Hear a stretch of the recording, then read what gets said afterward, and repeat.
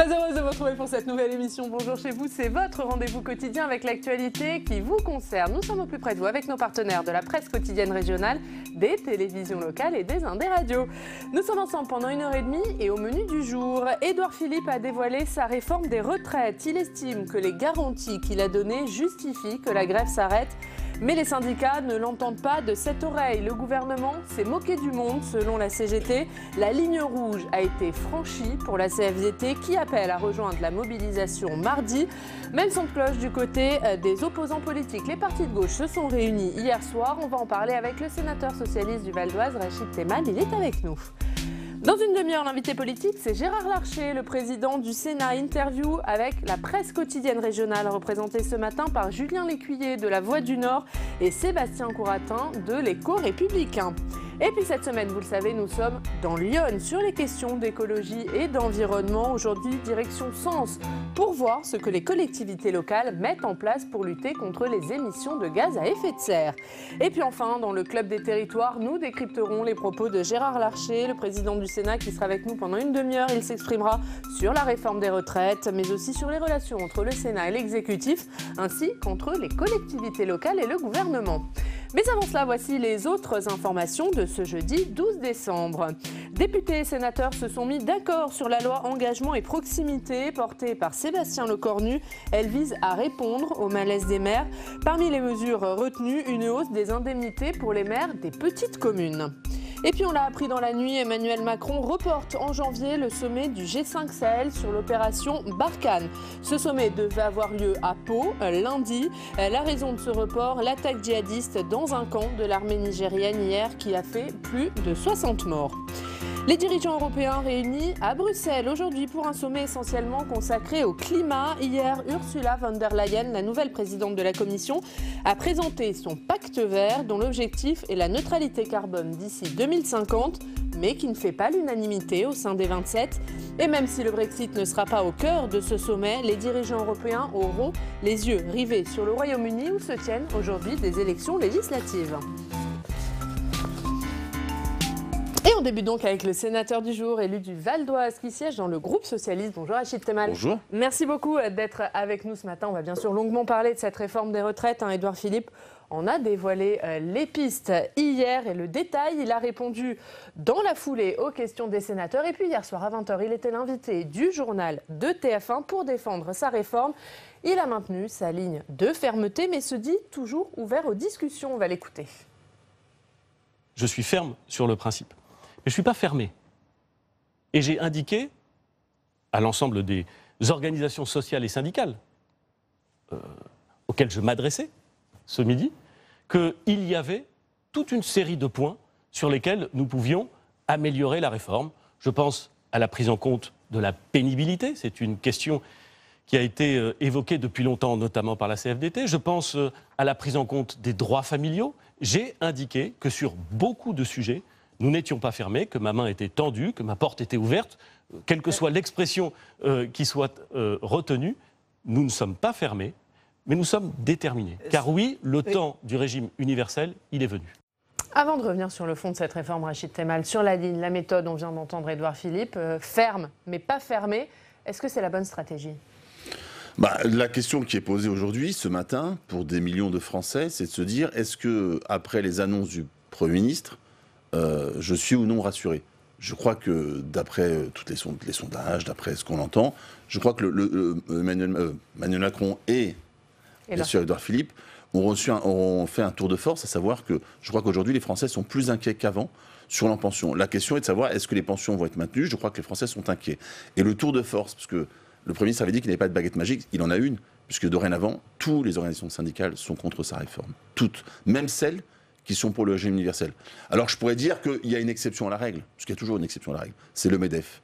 Le seul soutien d'ailleurs de cette réforme, c'est le MEDEF. Mais j'ai envie de dire, c'est normal, puisqu'il n'y a aucun point, notamment, sur le travail des seniors. Je rappelle que dans notre pays, entre 60 et 64 ans, seuls 30% des Français sont encore dans l'activité. Les autres sont au chômage. Et donc on voit bien que ça, c'est par exemple un point essentiel, clé, qui n'est pas invoqué, qui n'est pas évoqué, qu'il n'y a pas de mesure concrète là-dessus. Ça veut dire quoi quand vous dites il y a un front syndical uni sauf le MEDEF? Qu'est-ce que vous sous-entendez par là? Je note que toutes celles et tous ceux qui représentent les salariés, si je prends le cas de la CFDT, premier syndicat de France, que ce soit dans le public ou dans le privé. Mais ça veut dire quoi? C'est une réforme qui est faite pour les patrons? Moi, je ne sais pas si elle est faite pour les patrons. En tout cas, elle ne répond pas aux demandes des salariés. Par exemple, quand le Premier ministre dit je vais réparer les inégalités du système actuel, qui fonctionne bien, et je suis d'accord pour réparer les inégalités. Mais lui, il en crée de nouvelles. Le problème, c'est qu'il en crée de nouvelles. Donc la question, c'est quand les Français se disent ma pension de retraite va baisser, pourquoi voulez-vous qu'il soit favorable à ce système-là? Et puis, il y a encore deux choses. Et pour vous, aujourd'hui, rien ne vous rassure là-dessus quand Édouard Philippe dit il y aura une règle d'or sur la valeur du point, le point ne baissera pas, ce sont les syndicats qui vont décider sous le contrôle du Parlement. Ça vous rassure pas sur les futures pensions? Il y a deux choses. D'abord, le candidat Macron avait indiqué dans sa campagne qu'il n'aurait pas de mesures budgétaires dites ce qu'on appelle les mesures paramétriques et qu'il n'aurait qu'un nouveau système, le système universel. Force est de constater qu'aujourd'hui, ce n'est pas le cas. Aujourd'hui, le Premier ministre et la majorité, ils ont fait un choix. Le choix, c'est de donner un gage avec cet âge pivot. En gros, le recul du départ de l'âge de la retraite, c'est ça qu'il s'agit concrètement. Il donne un gage. Ça veut dire que l'âge d'équilibre, pour vous, c'est un recul déguisé de l'âge de départ, même si Édouard Philippe répète, l'âge de départ restera à 62 ans. Non, mais c'est pas vrai. À 62 ans, vous n'avez pas 100%. Quand vous dites aux Français, voulez-vous partir à 62 ans, mais 100%, sans avoir 100% de votre retraite ou continuer à travailler, ils n'auront pas le choix.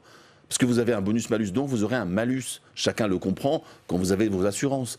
Donc là, vous ne pourrez pas partir avant de fait 64 ans. Donc là, concrètement, pourquoi il fait cette mesure-là? Pour une raison simple.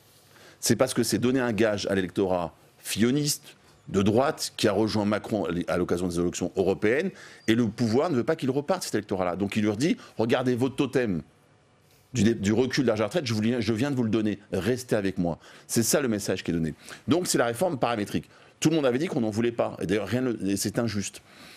Et donc de fait, il n'y a pas le volant sur le volet systémique, c'est comme si je vous disais ce plateau-là, il faut le refaire entièrement, mais je vais commencer par le repeindre. Et les gens ne comprennent pas. On dit, si vous le refaites, allons directement vers le nouveau système.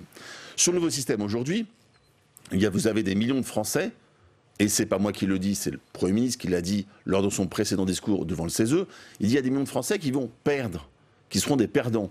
Bon, pour ces gens-là, ils n'ont pas de réponse aujourd'hui. Ils n'ont pas de garantie de quoi que ce soit. Donc en fait, personne n'est garanti sur son niveau de pension à la fin du jeu. Et personne ne dit au gouvernement combien tout cela coûtera. Je vais vous donner un exemple concret. Pour les artisans, par exemple, il faudra payer à la fin. Pour les enseignants, il faudra payer. Donc c'est plusieurs milliards dont on évoque la question. Il n'y a aucune discussion là-dessus. En fait, je crois que personne n'est capable de nous le démontrer.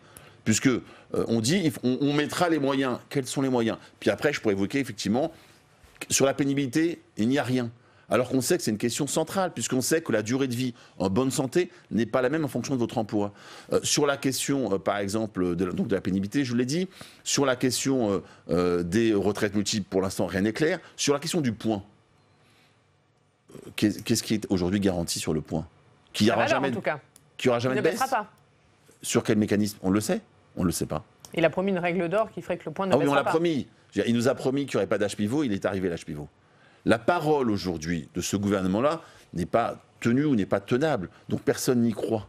Ce qui aurait été possible de faire, si je peux me permettre une proposition, comme d'autres pays, c'est de dire voilà, ce système universel, porté par beaucoup de personnes en France, on aurait pu avoir un processus de consensus qui prend du temps, j'en conviens, mais c'est utile dans la durée de ce qu'on évoque, avec les organisations syndicales, les forces politiques, pour monter un système à la française, un nouveau système comme après la Deuxième Guerre mondiale, qui ferait consensus, qui se construirait dans la durée, et que, quelles que soient les majorités futures, il puisse être soutenu par tout le monde. Parce que là, qu'est-ce qui se passe pour les Français?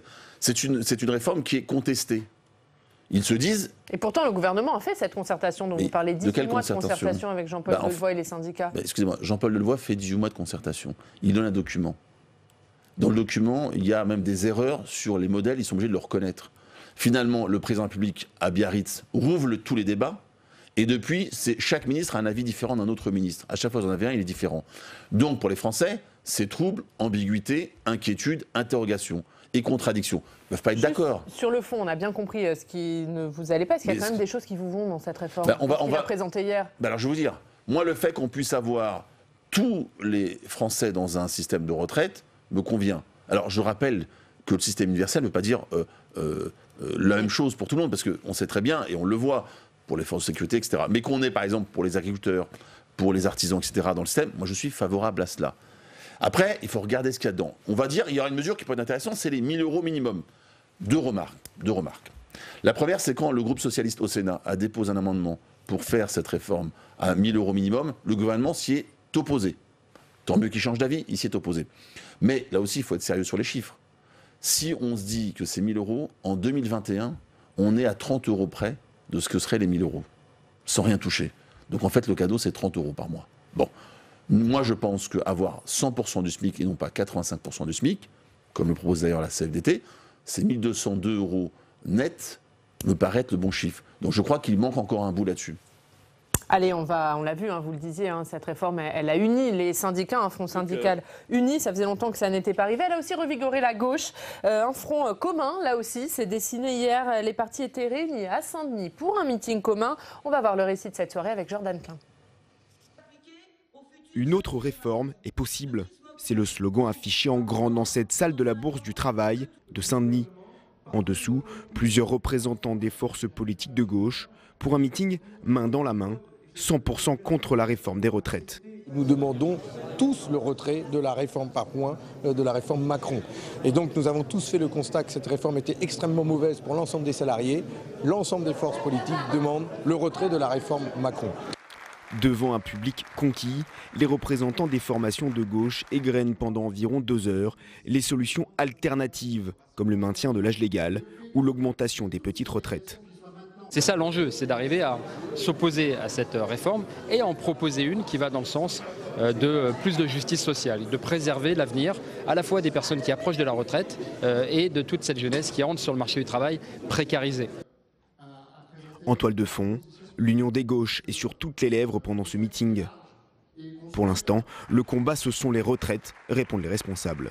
Laissez imaginer que pour l'instant on aurait un projet qui irait du Parti Socialiste au NPA en passant par nous qui serait alternatif. Je crois que c'est mettre la charrue devant les bœufs de manière un peu trop hâtive. C'est la première fois depuis bien longtemps que toute la gauche se rassemble et se retrouve. Et donc maintenant c'est un premier pas, il faut continuer à l'assumer. Et puis il y a un truc à trouver, un équilibre à trouver. Et peut-être que le centre de gravité, c'est ce que nous proposons, je ne sais pas, mais on verra. En filigrane, les partis de gauche se félicitaient de réussir à créer un front politique commun contre cette réforme.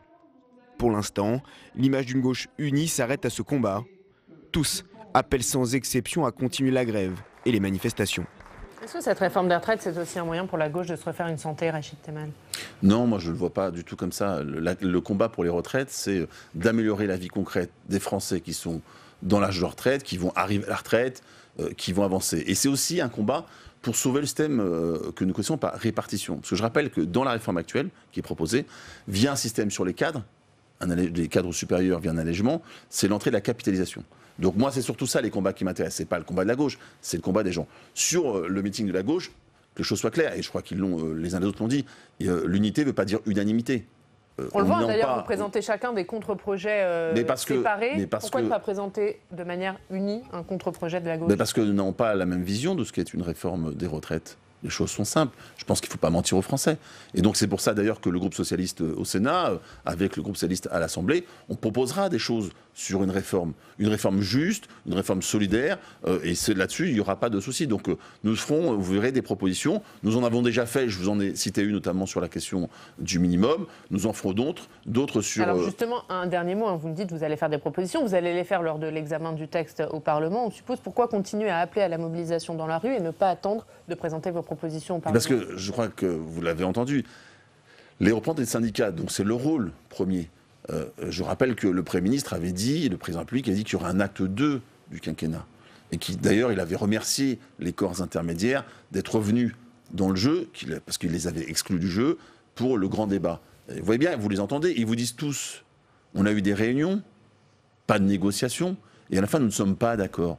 Nous ne sommes pas d'accord. Et les Français, quand vous regardez les sondages, ne sont pas d'accord. Donc pourquoi voulez-vous que les gens s'arrêtent quand ils ne sont pas d'accord? Quand on leur dit, ou en tout cas ils ont le sentiment, qu'ils vont perdre leur retraite. Les retraites, je vous rappelle, c'est ce qui fixera vos dernières vies, j'espère la plus longue possible pour chacun, parce qu'après, il n'y a pas d'autre chose. C'est avec ça que vous allez vivre concrètement au quotidien, payer votre loyer, vous nourrir, avoir des loisirs. Et donc, si vous avez une baisse conséquente, dans certains métiers, ça va jusqu'à 30%, un tiers de votre revenu, votre niveau de vie, votre qualité de vie va baisser d'autant. Voilà. Et donc, et surtout qu'en parallèle de ça, je vous rappelle, il y a toutes les questions liées au grand âge, etc., etc. Donc tout ça montre qu'il y a besoin effectivement de se mobiliser, non pas contre une réforme des retraites qui serait plus juste, non, contre cette réforme-là qui finalement crée des inégalités, contrairement à ce que dit le gouvernement. En tout cas, tente de dire le gouvernement. Allez, on va regarder ensemble, Rachid Temal, ce qui s'est passé au Parlement hier. Députés et sénateurs se sont mis d'accord sur la loi Le Cornu. On en parle avec Steve Jourdain.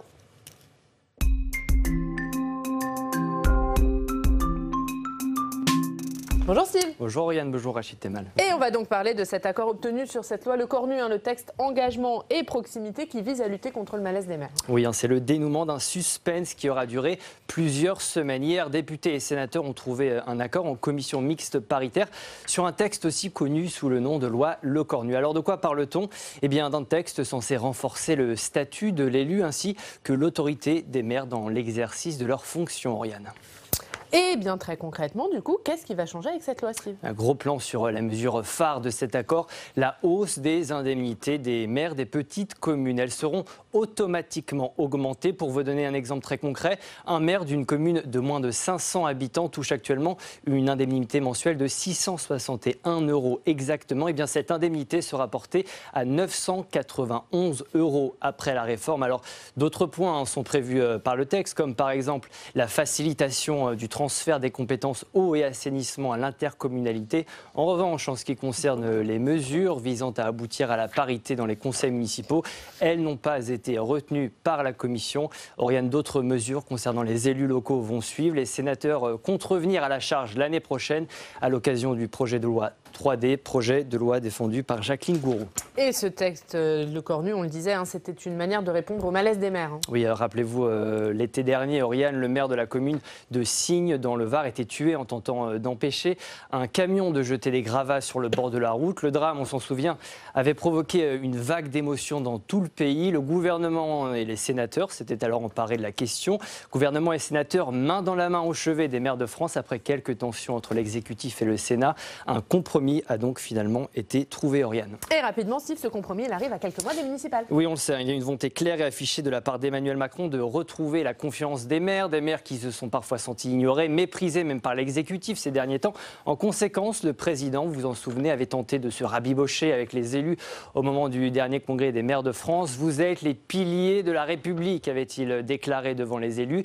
Deuxième temps donc de cette opération réconciliation, ce texte engagement et proximité, un texte qui intervient à quelques mois des municipales de mars prochain pour un parti présidentiel qui peine à se mettre en ordre de bataille pour ces élections si particulières. Ça tombe plutôt bien. Merci beaucoup, Steve. On vous retrouve tout à l'heure. Rachid Temal, députés et sénateurs se sont donc mis d'accord sur cette loi Le Cornu et notamment sur cette question de la hausse des indemnités pour les élus des petites communes. C'était l'un des points de friction entre Assemblée et Sénat. Oui, mais la question, vous dites, elle est automatique. La possibilité de monter. La question qui est posée aux maires des petites communes qui font un travail admirable et qui font beaucoup, eux et leurs équipes, tout jusqu'à monter le barnum pour la fête du village. Enfin, c'est ça la réalité, il faut le rappeler. Je veux dire, la question de est-ce que c'est automatique ou est-ce qu'ils vont devoir passer devant le conseil municipal, concrètement justement, là, avec la CMP, ça sera automatique pour pas qu'ils ne décident eux-mêmes de leur augmentation. Mais je rappelle que ce sera sur le budget. Je rappelle que ce sera le budget de leur commune et donc il y aura tout ce débat-là. Après, si on veut regarder les choses plus largement, c'est quand même assez bizarre, et nous l'avons dit, de nous dire que dans quelques temps, il y aura un débat sur les compétences et de ne pas démarrer par ce texte-là sur les compétences. C'est plutôt de dire... Il aurait fallu démarrer par la loi Gouraud et après faire la loi Le Cornu. Voilà, donc là on voit bien, moi encore une fois, j'ai envie de dire, il faut prendre ce qu'il y a de bon. Donc s'il y a des avancées, il y en a quelques-unes pour les élus, il faut les prendre. Mais globalement, la question du rapport entre l'État et les communes n'a pas changé. Moi, j'étais, il y a quelques jours, j'avais notamment une assemblée générale de maires et de maires adjoints d'une interco du Val-d'Oise sur le Vexin. Et puis, j'ai fait le 6 novembre dernier une réunion sur la question des nouvelles ruralités dans le Vexin, à Us, par exemple. Dans les deux cas, le sentiment des maires, c'est un sentiment d'abandon de services. Il y avait notamment le débat sur les trésoreries qu'on ferme encore. Donc, vous voyez, c'est que les gens vous disent, les maires vous disent, tout ça est très bien, mais nous, la République, il faut qu'elle s'incarne. Ça veut dire des services, c'est-à-dire une réalité. Là, on a un sentiment d'abandon d'une part et qu'on ajoute des normes. Donc, il faut prendre ça, mais il y a encore beaucoup de travail. Et on voit que vous en parlerez lors de l'examen de la loi Gourault. On vous réinvitera à ce moment-là, Rachid Temal, pour continuer d'en parler. Comme tous les jours, vous le savez, on va se rendre dans une rédaction locale. Aujourd'hui, on va aller à Lyon. On va retrouver nos partenaires du Progrès. Bonjour Xavier Antoyer. Merci beaucoup d'être avec nous ce matin, rédacteur en chef du Progrès. Xavier, vous fêtez votre anniversaire. Bon anniversaire, les 160 ans de votre journal. Merci. Oui, aujourd'hui nous fêtons nos 160 ans et nous le fêtons en restant nous-mêmes, c'est-à-dire en donnant d'abord la priorité à l'information et à l'actualité. Alors aujourd'hui, dans nos éditions, nous avons un dossier spécial sur la réforme de retraite que nous avons souhaité le plus concret possible. Et puis notre rédaction de Lyon s'est intéressée à 2 sujets notamment.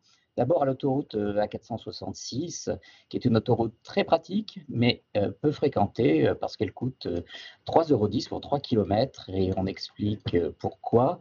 Et puis on traite aussi le chantier colossal du centre commercial de la Part-Dieu, qui ambitionne un des plus grands d'Europe et qui va notamment créer 900 emplois supplémentaires. Alors notre anniversaire est évoqué à la une seulement par un logo éphémère qui part du logo historique de 1859 pour arriver à celui d'aujourd'hui. Et on voit que finalement la typographie a peu changé et que nous sommes, au fil de temps, restés nous-mêmes. Et il y a, pas que le logo, aujourd'hui dans le Progrès, il y a également un supplément de 4 pages sur ce bel anniversaire. Oui, tout à fait, parce que c'est important de rappeler d'où l'on vient et où on va. Le Progrès est un des rares journaux à être né au XIXe siècle. Et s'il existe encore aujourd'hui, c'est notamment parce qu'en 1942, les propriétaires de l'époque, la famille Brémond de la Roche, a préféré s'aborder le titre plutôt que de céder au diktat de Vichy. Et ainsi, le journal, qui était par nature indépendant, est devenu résistant. Et ainsi, il a été autorisé à reparaître sous son nom en 1944 à la Libération, ce qui n'a pas été le cas de tous les journaux collaborationnistes. Alors, aujourd'hui, on peut dire que nos combats sont éloignés, certes, de ceux de la création du titre ou de l'après-guerre, mais en fait, ce qu'on voit, c'est que nos valeurs sont les mêmes que celles de nos fondateurs. Pour qu'un journal vive, il faut 2 choses. D'abord, il faut du sens. Et puis, il faut aussi des moyens technologiques pour pouvoir diffuser nos contenus. Le fondateur du journal, Jean-François Chanoine, était imprimeur. Et puis, il était animé d'un combat profond, viscéral, qui était celui de promouvoir la démocratie. On était alors sous le Second Empire et le journal a essuyé à plusieurs reprises la censure napoléonienne. Et pour promouvoir la démocratie, pour faire en sorte que les Français deviennent des citoyens républicains, il trouvait nécessaire, comme il le disait, d'éclairer les consciences.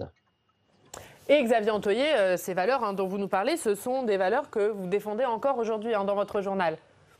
Oui, tout à fait, parce que avec une centaine d'années de plus de République, on pense que notre démocratie est installée. Ah oui, les institutions démocratiques sont stables, mais le débat démocratique reste fragile. Et je donnerai un exemple venant des États-Unis. Dans à peu près 200 des 3000 comtés américains, les journaux locaux ont disparu. Alors que reste-t-il à la place? Eh bien, il reste notamment les réseaux sociaux, les blogs, bref, les voix des activistes et de ceux qui parlent le plus fort. Eh bien, une étude a démontré que dans ces comtés-là, le vote populiste était plus fort qu'ailleurs. Donc oui, il est vital pour nous que la presse locale subsiste pour continuer encore à porter le débat démocratique. Et ça reste aujourd'hui notre vocation. Et puis pour ce qui est de l'évolution technologique, eh bien oui, depuis l'origine, nous continuons à produire des éditions papier et nous souhaitons le faire encore longtemps, mais notre développement s'appuie sur le digital. Notre groupe de presse EBRA s'est doté de ce qu'on appelle alors une Digital Factory. C'est une équipe d'experts d'une dizaine de spécialistes qui est là pour élaborer pour nous notre stratégie digitale et surtout les moyens pour porter nos contenus sur des nouveaux formats, sur des nouveaux supports qui sont ceux de nos concitoyens aujourd'hui. Voilà, il faut qu'on aille chercher des lecteurs là où ils sont pour porter une information vérifiée, une information de débat. Merci beaucoup, merci Xavier Antoyer. On va revoir la une du Progrès et on vous souhaite donc un très bon anniversaire à votre journal qui fête ses 160 ans. Merci d'avoir été avec nous très rapidement. Question locale sur le département du Val d'Oise, l'abandon du projet Europa City. Est-ce que vous êtes inquiet de l'impact financier de cet abandon sur votre département ? On est inquiet, on est inquiet puisque d'ailleurs j'ai demandé et je remercie les sénateurs d'avoir voté un rapport que j'ai proposé qui demande à l'État justement de fournir les conséquences financières de tout cela. Ce que je souhaite sur cette partie du territoire, c'est d'en faire c'est 700 hectares le triangle de Gonesse, de faire une sorte de priorité nationale en termes de développement durable. À la fois, il faut de l'écologie avec de l'agriculture, il faut du développement social et économique. Et je le dis, la question aussi du transport, puisqu'il y a une gare, la seule gare prévue sur les 68 du Grand Paris et dans le Val d'Oise à cet endroit-là. Aujourd'hui, nous avons une inquiétude. Donc le Val d'Oise ne peut pas être le grand oublié du Grand Paris et donc c'est effectivement un combat que nous menons globalement pour amener du logement, de l'emploi, des transports aux populations de cette partie du Val d'Oise. Et le message est passé. Merci beaucoup Rachid Temal d'avoir été avec nous ce matin. Dans 3 minutes, l'invité politique ce matin, c'est Gérard Larcher, le président du Sénat. Il sera avec nous pendant 30 minutes en partenariat avec la presse quotidienne régionale. Le président du Sénat qui nous livrera son analyse suite à la réforme des retraites qui a été dévoilée hier par Édouard Philippe. Et cette réforme des retraites, justement, il en a été question hier lors des questions d'actualité au Sénat. Le président du groupe Les Indépendants, Claude Malhuret, a interpellé le Premier ministre Édouard Philippe sur cette réforme des retraites et les blocages qu'entraîne la mobilisation. On va regarder cet échange.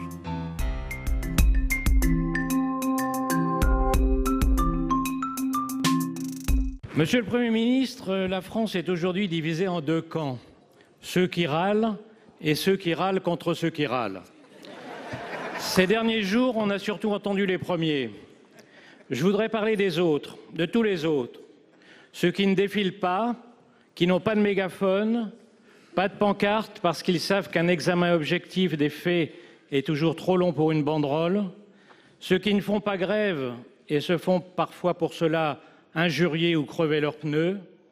Ceux qui ne supportent plus de voir que lorsqu'on a un problème avec le gouvernement, on s'en prend aux travailleurs, naufragés dans des transports à l'arrêt, aux enfants se heurtant à des grilles d'école fermées, aux chefs de petites entreprises. Je vois que les râleurs ne sont pas seulement dans la rue.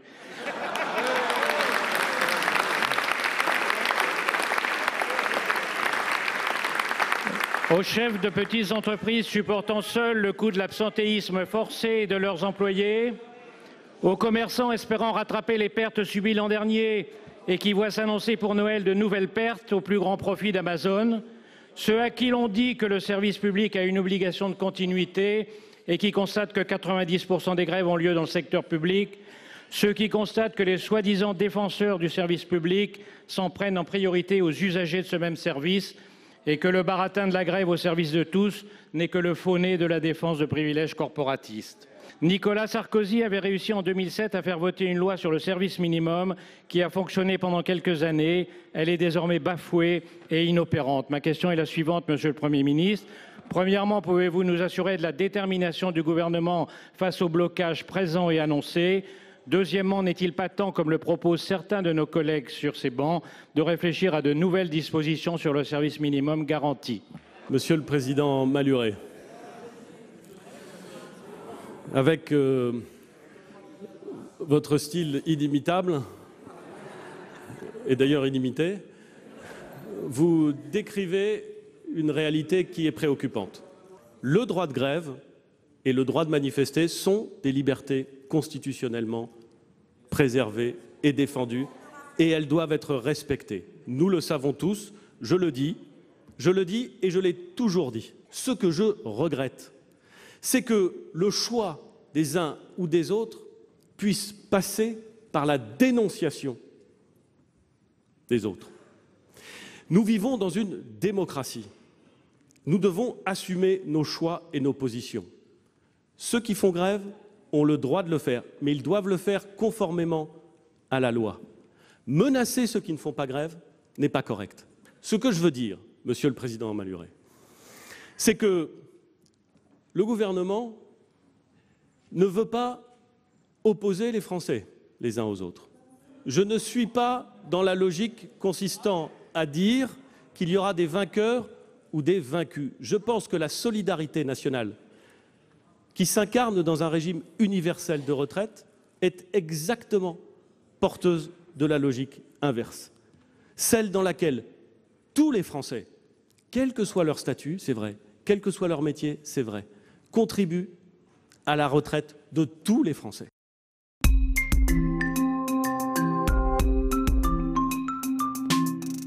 Et notre invité politique ce matin, c'est Gérard Larcher. Bonjour, président du Sénat. Merci beaucoup d'être avec nous ce matin, d'avoir accepté notre invitation. Nous sommes ensemble pendant 30 minutes pour une interview en partenariat avec la presse quotidienne régionale, représentée par Julien Lécuyer de La Voix du Nord. Bonjour Julien. Yann. Et par Sébastien Couratin de l'Écho, républicain, qu'on lit notamment dans votre ville de Rambouillet. Hein, c'est bon journal quotidien. Voilà.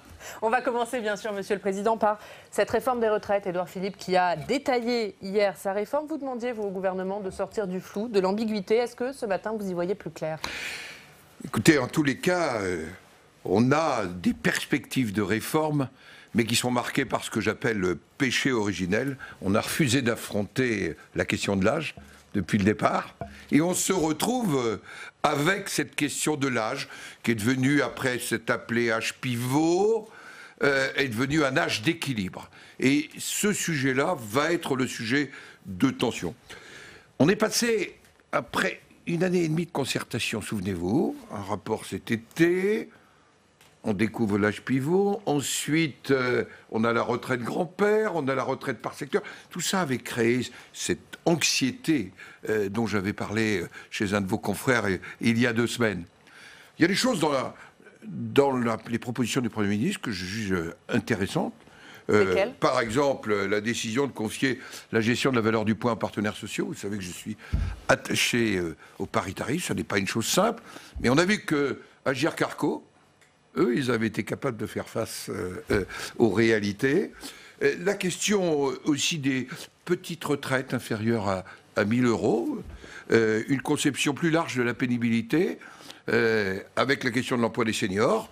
En 2006, ça avait été un de mes sujets de préoccupation comme ministre du Travail, les 70% garantis. Mais en fait, ce qui m'inquiète, c'est d'avoir découpé en secteurs, d'avoir des transitions qui ne sont pas définies, parce que je suis favorable à ce qu'on sorte du système des régimes spéciaux, pour mettre en place un système qui soit adapté à ce que certains appellent les pénibilités nouvelles, le travail décalé. Monsieur Larcher, excusez-moi pour résumer, est-ce que vous pensez que cette réforme, elle est juste, elle est nécessaire? La réforme était nécessaire. La réforme était nécessaire, sauf qu'elle n'aborde pas le premier sujet, qui est le sujet de l'âge légal de départ à la retraite. Je pense que c'est un sujet qu'il faut regarder en face, qu'il faut regarder dans les yeux. Et à force d'avoir fait croire à certains partenaires sociaux qu'on n'en parlerait pas, eh bien, il y a la désillusion. Et il fallait s'attendre à l'attitude de Laurent Berger, que j'avais rencontré la semaine dernière. Il ne voulait pas qu'on mélange la notion de réforme systémique et la question de la durée, j'allais dire, d'une vie de travail. On va y venir, vous avez répondu sur une réforme que vous jugez nécessaire, est-ce que vous la jugez juste? Juste, faudra-t-il qu'on en ait évalué déjà les conséquences. C'est une réforme sans doute qui va coûter très cher, car pour être juste, on a découvert la question des enseignants il y a peu de temps. Il y a peu de temps, c'est un sujet qu'on pensait avoir traité. Pas assez anticipé. On ne l'a pas du tout anticipé. Et d'ailleurs, il y a eu une forme d'étonnement collectif à la mobilisation des enseignants dans la première journée. Donc, c'est la demande du sens du débat que nous avons fait hier en conférence du président. Le 7 janvier, nous aurons un débat au Sénat sous forme de questions-réponses après un exposé général de chacun des groupes politiques. Il faut en effet qu'on y voit clair. Est-ce qu'on peut dire que la réforme est juste aujourd'hui? J'allais vous répondre, je n'en sais rien. Je pense qu'elle est viciée au départ par le fait qu'on ne s'est pas dit la vérité sur la question de l'âge légal. Et sur son financement, est-ce que vous y voyez plus clair aujourd'hui? Pas totalement, puisque comment on finance, si ce n'est par le budget, par exemple, les enseignants, comment on finance ce qui est un élément de justice, les 1 000 € minimum. On n'y voit pas très clair. Ce qu'on sait, c'est que les retours à l'équilibre qui étaient programmés pour 2025 se sont éloignés. Il va falloir maintenant le calculer exactement. Ce sera tout l'intérêt du débat. C'est l'intérêt du débat avec le Parlement. Et pour ma part, je continuerai à rencontrer les partenaires sociaux. J'ai rencontré la CFDT la semaine dernière, la CFTC cette semaine, et jusqu'au mois de janvier, je rencontrerai l'ensemble des partenaires sociaux. C'est vous qui allez tenter de trouver une sortie de crise ? Non, en tous les cas, je vais essayer d'éclairer aussi le Sénat. Juste sur cette question de l'âge d'équilibre, qu'on soit clair, pour vous, il n'aurait pas fallu le maintenir dans la réforme annoncée hier ? Attendez, il y a un âge légal de départ à la retraite. Il faut affronter ce sujet. Et on a fait croire au nom de l'engagement du président de la République qu'on ne toucherait pas aux 62 ans. Mais le malus, c'est terrible. C'est une diminution du pouvoir d'achat demain des retraités et de leurs revenus. Ça, c'est un sujet d'injustice. La justice, c'est de dire la vérité aux gens. Donc il aurait mieux fallu reporter clairement l'âge de départ plutôt que de mettre un âge d'équilibre avec un malus, c'est ça ? Bien sûr. Mais à quel étiage ? 64, 65 ? Écoutez, nous avions une addition, parce que n'oublions pas que c'est nos familles politiques de la droite et du centre qui ont fait les réformes des retraites, auxquelles s'est ajoutée la réforme Touraine, qui prévoyait, sans changer l'âge légal, en fait un glissement. Mais c'était déjà là une forme d'hypocrisie. La réalité à regarder en face, c'est l'âge de départ. 64 ans, c'était la proposition que nous faisions, avec des rendez-vous réguliers. Comparé dans d'autres pays européens, on a dépassé les 64 ans. On a eu une réaction forte à ces annonces de Laurent Berger qui a dit la ligne rouge a été franchie. Il appelle à rejoindre la mobilisation. C'est quelqu'un que vous connaissez. Est-ce que vous êtes surpris par cette réaction ? Non, parce que je crois qu'on ne lui a pas dit les choses. Et que Laurent Berger, qui est un responsable syndical avec qui j'ai des relations régulières, je crois que la pire des choses, c'est de ne pas lui avoir dit la vérité. La vérité... Quand il me rencontre, il sait que personnellement, la question de l'âge est une question qui est tranchée dans ma tête. Cette question de l'âge, elle est déjà évoquée depuis des mois. Elle était dans le rapport de Delevoye dès juillet. Oui, enfin, pas la question de l'âge légal, puisqu'il l'avait transformé en âge pivot, que, je le rappelle, le président de la République, lui, avait préféré une durée de cotisation, puis ensuite avait parlé de la clause grand-père. Enfin... Tout ça a créé cette opacité qui a créé l'anxiété. De l'anxiété, on est passé à la suspicion. Et de la suspicion à l'opposition. Voilà l'enchaînement qui nous conduit à cette crise avec les partenaires sociaux. Est-ce que cette crise, elle s'explique aussi par le fait qu'Édouard Philippe paye son manque de dialogue social depuis 2 ans ? Je ne sais pas si c'est Édouard Philippe qui... je pense qu'on a considéré les corps intermédiaires, et ce n'est pas uniquement lui, l'attitude du président de la République vis-à-vis des corps intermédiaires. Mais les corps intermédiaires, c'est les partenaires sociaux, c'est aussi les élus locaux qui se forment ces corps intermédiaires. Fort heureusement, hier, nous avons abouti sur le texte engagement et proximité. Le président de la République a renoué avec les maires, mais il a fallu la crise des Gilets jaunes et le grand débat, je rappelle. Mais justement, on parle de dialogue social. 2 ans de négociations, des centaines de rencontres bilatérales entre les syndicats, et pourtant là on arrive à un front uni de la mobilisation. Comment est-ce qu'on sort du conflit selon vous ? Qu'on arrête de se raconter des choses qui ne sont pas la vérité. La question de l'âge, elle est posée. Le Premier ministre a parlé de l'âge d'équilibre. Moi, je parle d'âge légal, de départ à la retraite. Je parle aussi, par contre, d'ajuster en fonction de la pénibilité des métiers, parce que l'âge légal, il est une chose. Et puis, il y a la réalité d'un certain nombre de métiers. Il y a des fonctions régaliennes qui sont des fonctions à risque. Il y a des métiers pénibles. Les métiers pénibles d'aujourd'hui ne sont peut-être pas les métiers pénibles d'hier. Tout ceci, ça doit être ouvert au dialogue social et à la négociation sociale. Et là, concrètement, comment on sort du conflit aujourd'hui ? Parce que ce n'est pas en annonçant un report de l'âge légal qu'on va sortir de ce conflit. Écoutez, c'est au gouvernement de prendre les initiatives. Ce sera au Parlement de faire des propositions. Et nous pouvons être un moyen de, j'allais dire, dans le débat qui va être mené au Parlement, en relation avec les partenaires sociaux, en relation avec l'exécutif, de faire un peu ce lien. Un mot juste sur le calendrier, puisque vous parlez de ce débat au Parlement. Il arrivera au Parlement fin février, soit en pleine campagne municipale, à 2 semaines du premier tour. Qu'est-ce que vous pensez de ce calendrier ? Ce calendrier, je crois qu'il est nécessaire qu'il soit relativement ramassé. Encore faut-il qu'il ne soit pas bâclé. Si on doit reprendre le dialogue social, peut-être sera-t-il nécessaire d'un peu plus de temps. Voilà pourquoi la conférence des présidents, hier soir, a demandé au gouvernement d'avoir un débat dès la rentrée de janvier. pour qu'avant le Conseil des ministres du 22 janvier, nous puissions, j'allais dire, nous éclairer mutuellement et en même temps conduire à la Commission des affaires sociales le nombre de rencontres qui seront nécessaires avec des partenaires sociaux, qu'ils représentent les salariés ou qu'ils représentent les entreprises. Et ce débat aura donc lieu la première semaine de janvier. Voilà. 17h30 le 7 janvier. C'est précis. Que pensez-vous de l'hypothèse des réquisitions de grévistes qui a été soulevée par Bruno Retailleau?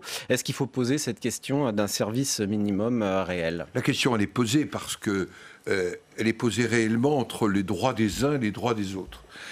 Naturellement, le droit de grève, il est constitutionnel et ça n'est sûrement pas Gérard Larcher qui se mettra en travers de ce droit de grève. En même temps, nous avons des devoirs vis-à-vis des usagers. Il y a des réalités du transport collectif, y compris des responsabilités environnementales de l'absence de transport collectif. Je l'ai dit, c'est un sujet qu'il faut voir à froid, dont il faut débattre. Nous voyons bien que la première amorce qui a été faite à l'époque par Nicolas Sarkozy a fonctionné, mais qu'il faudra sans doute réfléchir sur ce fonctionnement. Y a-t-il un droit au transport collectif comme il y a un droit à être soigné, la réquisition dans la police ou à l'hôpital, mais je pense que ce sujet sera traité à froid. Et pas maintenant, parce que les blocages sont partis pour durer. Est-ce que là, il ne faut pas se poser cette question maintenant? Vous savez, je ne suis jamais pour la pulsion. On a un sujet à traiter, on a un sujet pour renouer le dialogue social, il faut réformer notre système de retraite. C'est les rendez-vous que nous avons devant nous. Vous dénoncez le manque de clarté du gouvernement, mais est-ce que la droite républicaine, les républicains, qui doivent d'ailleurs, je pense, dévoiler un contre-projet, est-ce qu'ils sont vraiment clairs sur leurs propres propositions? Oui, d'abord, ils affirment la question de l'âge. Ils affirment la question de l'âge. Ils affirment la sortie progressive des régimes spéciaux. C'est un point sur lequel il peut y avoir une forme de convergence. Ils ne pensent que... Et il y a un débat à l'intérieur, quelqu'un comme Éric Woerth et moi-même pensons qu'il peut y avoir un régime de base à point, mais qu'il faut garder les régimes complémentaires. Et donc, les propositions, elles seront sur la table, elles sont claires. Et je rappelle que les seuls qui aient jusque-là conduit la réforme des retraites, c'est les familles politiques de la droite et du centre. Mais quand vous avez dit ni blocage, ni soutien à la réforme d'Édouard Philippe, ni soutien au mouvement, ni soutien à la réforme d'Édouard Philippe, est-ce que ce nini, il n'est pas un petit peu ambigu? Non, parce que je vous ai dit qu'il y avait des choses positives. Je pense qu'il y a un vice initial. C'est ne pas dire la vérité sur l'âge. C'est quand même le sujet essentiel sur les retraites. Allez, on va passer à un... Et puis, un mot. Tout ça va quand même coûter très cher. Parce que si nous voulons, et ça n'est que justice, dans une réforme de cette nature, que par exemple les enseignants, mais il n'y a pas que les enseignants, soient traités d'une manière juste, eh bien il va falloir augmenter un certain nombre de traitements, notamment pour les carrières dans la fonction publique, et ceci ne sera pas sans conséquence sur le budget dès l'année 2021. Et vous êtes inquiet sur le financement de les mesures? Vous les jugez non financées? C'est-à-dire dans l'état financier où notre pays est. On a beau avoir entendu que 3% ça n'avait aucune importance, je ne suis pas totalement certain qu'on puisse continuer à être le champion d'Europe des déficits. Mais clairement, avec ce qui a été annoncé hier, il y a évidemment la revalorisation des carrières des enseignants, mais il y a aussi des retraites minimales à 1 000 €. Ça va coûter. C'est la première réforme. Est-ce que pour vous, on va repasser au-dessus? C'est la première réforme des retraites qui va coûter. Les autres avaient plutôt conduit à retrouver des formes d'équilibre. Oui, enfin le bilan était un petit peu pondéré sur les réformes précédentes, notamment celle de Nicolas Sarkozy avec Xavier Bertrand, où les économies sur les régimes spéciaux, finalement, elles ne s'étaient pas vraiment faites. On a l'impression qu'à chaque fois, en fait, chaque réforme vise à rétablir l'équilibre, mais que ce n'est pas le cas, de fait. En tous les cas, là, ce ne sera pas sûrement le cas pour 2025, comme c'était annoncé. Et celle de la droite, elle est financée? Celle de la droite était pour partie financée, mais nous voyons bien que nous continuons à avoir un certain nombre de déficits. Voilà pourquoi il fallait cette transition sur les régimes spéciaux et il fallait faire glisser le critère de l'âge. Un mot sur une phrase qu'a prononcée Jean-Paul Delevoye, où il dit « On voit bien que sur un certain nombre de principes d'universalité pour tous, la fin des régimes parlementaires et des régimes spéciaux, il y a un soutien populaire ». Qu'est-ce que vous pensez du fait qu'au gouvernement, on mêle les régimes parlementaires et les régimes spéciaux ? D'abord, on méconnaît un peu l'ordonnance de 1958, mais vous le savez, moi j'ai entamé, je l'ai annoncé en avril 2018, que naturellement le régime parlementaire du Sénat, celui dont j'ai la responsabilité, évoluerait pour rentrer dans la réforme générale des retraites. Nous avons engagé des travaux et j'annoncerai ce matin en bureau. Je ne savais pas que la concomitance, le bureau, il est prévu depuis 6 mois. J'annoncerai qu'une fois la réforme votée, nous n'en connaissons pas, eh bien, je mettrai en place le groupe de travail du bureau pour faire évoluer le système de retraite, dont je rappelle qu'il est un régime autonome, que la cotisation aujourd'hui des sénateurs est autour de 15,50. Un cadre c'est 10,50, que pour les députés c'est 10,50, et que nous avons 60% qui est financé par, comme dans d'autres métiers, par notre caisse autonome. Il n'empêche que je pense que nous ne pourrions pas ne pas envisager de passer à une retraite à points pour le Sénat. Est-ce que vous avez quand même une petite proposition à faire? Les retraites des sénateurs, elle est 3 fois plus élevée en moyenne que celle des députés. Comment on fait? Que la réforme des députés, aujourd'hui les députés à la retraite, sont traités comme les sénateurs. Simplement, nous allons mettre en place, nous sommes dans une situation différente, car les députés n'avaient plus de caisse autonome. Depuis plus de 15 ans. Nous avons une caisse autonome. Est-ce que vous allez vous battre pour la réserve? Pardon? Est-ce que vous allez vous battre pour garder la réserve que vous avez constituée? Nous allons conduire la réforme nous-mêmes. C'est pas question de nous battre. Nous allons faire une proposition, car nous devons être à la même aune que les Français. Nous l'avons déjà fait. Réforme de 2004. Réforme de 2010. Est-ce que quand Édouard Philippe, hier, dans son discours, dit que désormais, avec cette réforme, les élus seront traités comme tous les Français, en citant les députés, sans citer les sénateurs d'ailleurs, est-ce que vous approuvez ce propos? Ils seront traités comme tous les Français, mais aussi, j'ai noté hier, le maintien des caisses autonomes. Le Premier ministre a dit qu'il ne ferait pas de hold-up ou de main basse sur les caisses autonomes. Sur les réserves. Oui. Sur les réserves des oui, mais des qui caisses autonomes. appartiennent non pas à l'État, qui appartiennent aux cotisants et à l'institution. Il faut avoir en tête, au Sénat aujourd'hui, 12% est financé par les cotisations des sénateurs, 31% par la cotisation employeur, à comparer aux 74% que l'État apporte pour les autres régimes. Et pour le reste, 60%, c'est les produits de la caisse autonome. Sébastien Courtin. Mais nous engagerons donc cette réforme. Elle est nécessaire, là aussi. Elle était légitime, comme avaient été légitimes les ajustements après la réforme des retraites en 2004 et 2010. Sébastien Courtin, sur un autre sujet. Évoquons l'affaire Patrick Stroza, Jean-Pierre Sueur, le premier directeur de cabinet à l'Élysée, a refusé de recevoir le second sénateur socialiste du Loiret sur le sujet du budget de l'Élysée. Il explique que quand il est sollicité pour un entretien, il ne reçoit que les personnes dites respectables. Qu'est-ce que vous pensez de... Écoutez, j'irai pas plus loin. J'ai écrit au Premier ministre parce que... attendez, laissons-lui le temps. J'ai écrit au Premier ministre il y a 2 jours pour lui dire qu'il me semblait, lui qui est le garant des relations entre l'exécutif et le Parlement, que le pouvoir de contrôle d'une Assemblée, c'est en tous les cas pas un directeur de cabinet d'en fixer les lignes. C'est un problème de personne ou c'est un problème plus global de relation entre l'exécutif et le Sénat? Je crois qu'il y a un problème de personne évident, mais les problèmes de personne ne doivent pas compter quand il s'agit d'un principe constitutionnel. Le Parlement vote la loi. Doit-il s'excuser, et contrôle le gouvernement. Ça le regarde. Moi, ce qui m'importe, ce sont les principes. Le rôle du Parlement, son rôle, c'est aussi de contrôler le gouvernement. Comment vous qualifiez aujourd'hui les relations entre le Sénat et l'exécutif? Très bonne avec ce qui doit être le quotidien, notamment avec le gouvernement. Très bonne, ça ne veut pas dire qu'on est d'accord sur tout, mais par exemple avec le Premier ministre, des relations avec le Président de la République qui sont courtoises et assez peu fréquentes. Assez peu fréquentes. Vous avez parfois dit qu'il ne vous écoutait pas. Écoutez... ça lui appartient, mais assez peu fréquente. Mais ça veut dire que malgré ce qu'il a dit sur l'acte 2 du quinquennat, il n'écoutait pas plus les parlementaires? Je ne sais pas s'il n'écoute pas plus les parlementaires. Je pense que c'est aussi une mission qu'il a confiée au Premier ministre, et ça me semble logique.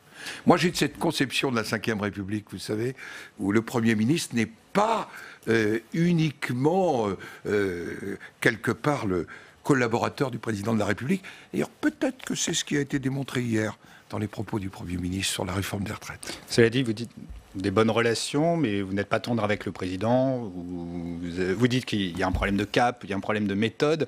Est-ce qu'il doit quand même revoir vraiment son logiciel dans la seconde partie du mandat? Je viens d'écrire un excellent livre paru aux éditions de l'Observatoire qui s'appelle Contre-pouvoir. Moi, j'ai une conception du pouvoir et du contre-pouvoir. Je ne suis pas là pour être l'ami ou l'ennemi. Je ne suis pas dans l'anti-pouvoir. À chaque fois qu'une décision nous paraît bonne, quand il s'agit des collectivités territoriales, hier, je me réjouis que nous soyons arrivés à un accord entre l'Assemblée nationale, le gouvernement et les sénateurs.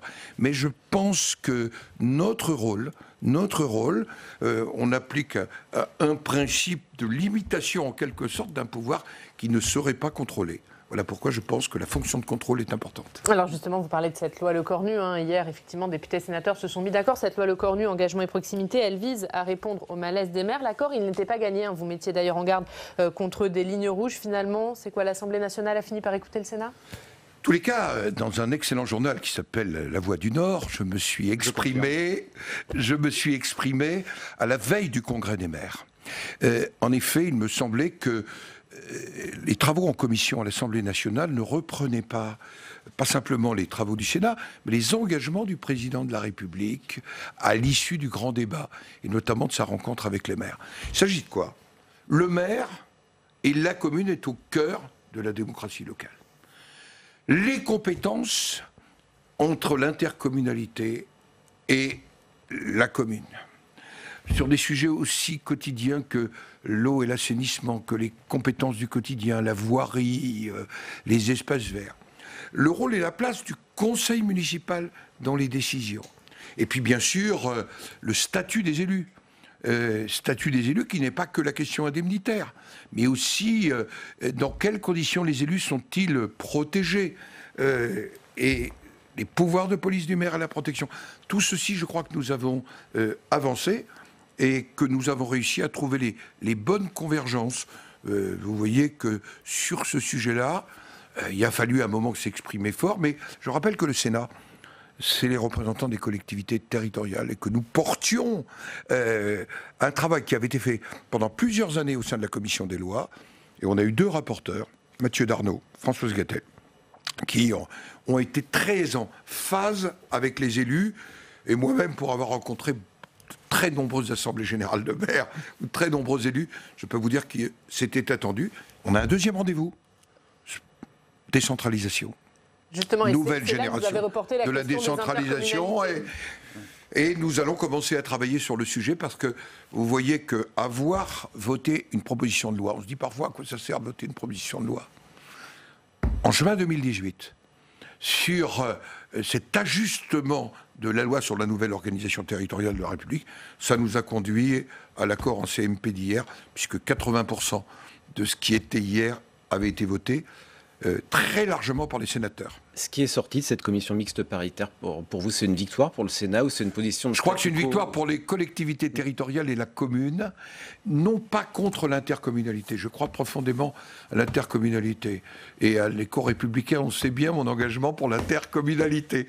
Mais elle ne se fait pas au détriment de la commune et de l'effacement du rôle et de la place du maire.